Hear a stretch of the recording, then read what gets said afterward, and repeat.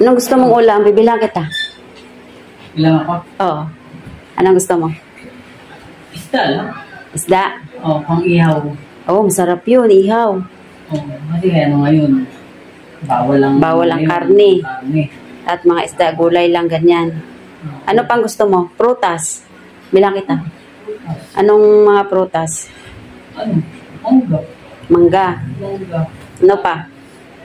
Avocado. Oo, sarap yun, avocado. Ano pa? May saging pa ganyan.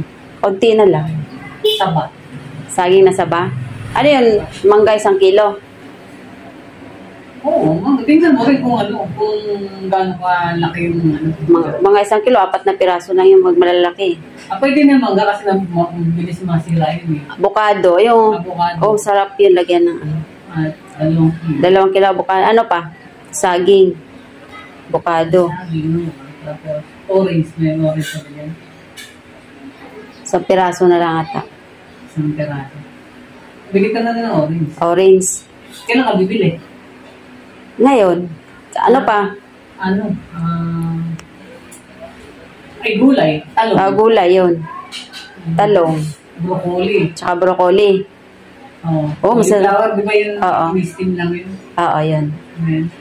Oo. Bili ka nun. Ano pang papabili mo?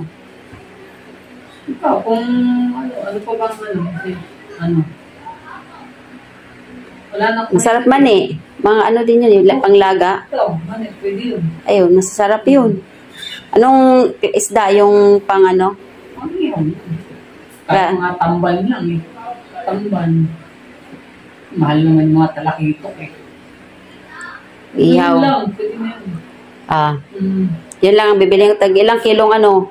Ano? Mangga, tsaka yung... Mangga, 1 kilo lang. Tapos avocado. 1 kilo. Wala na iba? Oo, isang piling na saging. Wala na? Ano pa? Yan lang? Okay na, no? Okay na yan? Okay. Akin na pambili. Bili ako. Uh-oh.